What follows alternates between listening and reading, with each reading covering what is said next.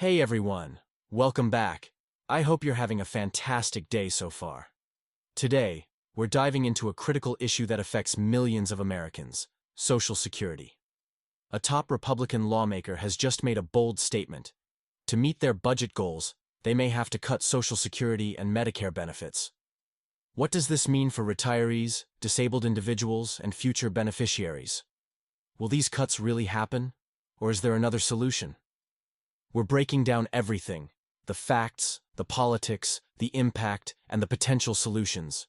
Stay tuned, because you need to know how this affects you and your loved ones.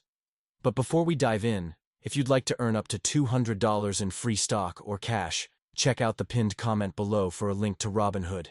It's completely free to sign up, and you can cash out anytime. So let's get straight to it.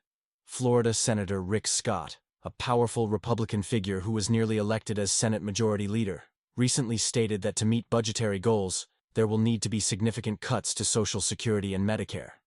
This statement sent shockwaves through the country. After all, Social Security isn't just a government program. It's a lifeline for over 70 million Americans. The Social Security system was designed to be funded by payroll taxes collected from workers. Any surplus is stored in trust funds. However, a recent report from the Social Security Administration, SSA, predicts that by 2035, these funds will run out. If Congress does not intervene, Social Security recipients could face a 17 to 26% reduction in benefits within the next decade. That means if you currently receive $2,000 per month, you could soon see that drop to just $1,660 or even lower. The problem isn't new, but it's getting worse. The core issue is simple. More people are retiring and fewer people are working. The number of workers paying into the system is shrinking, while the number of retirees collecting benefits is growing. With longer life expectancies and economic slowdowns, the system is under immense pressure.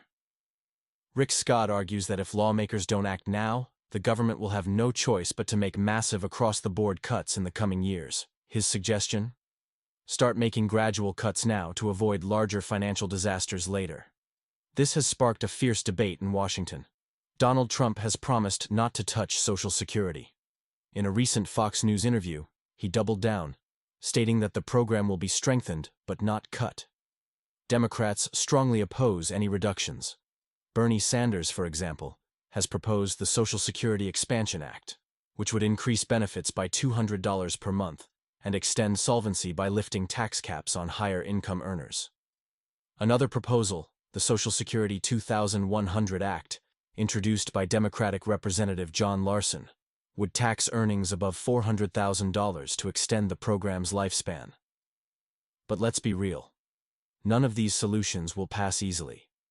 Republicans and Democrats need to find common ground, but as of now, they remain deeply divided.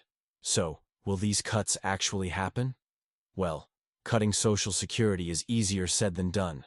Any major legislation would need at least 60 votes in the Senate, making bipartisan support essential.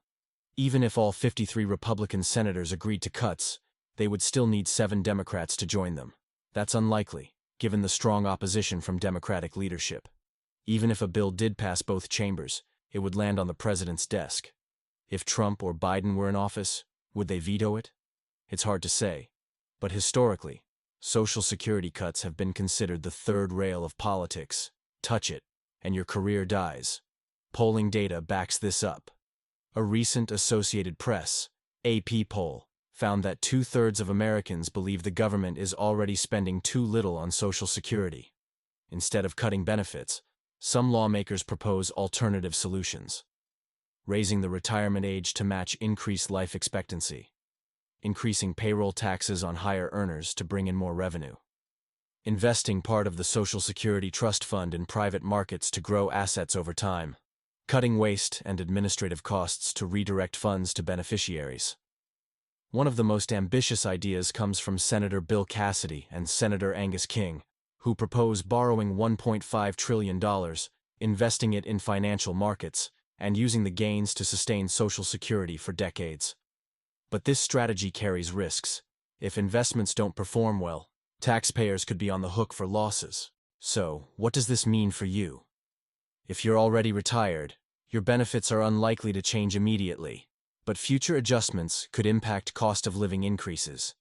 If you're approaching retirement, now is the time to start planning for potential reductions in benefits. Consider additional retirement savings options. If you're younger, you may be paying into a system that looks very different by the time you retire. This is why it's crucial to stay informed and hold lawmakers accountable. The reality is clear. Social Security is in trouble, but it's not beyond saving. The government has time to act, but whether they will is another story. What do you think should happen? Should lawmakers raise taxes, cut spending, or leave things as they are? Let's talk about it in the comments below. Your voice matters. That's it for today's video. If you found this helpful, don't forget to like, subscribe, and hit the notification bell so you never miss an update. Thanks for watching, and I'll see you in the next one.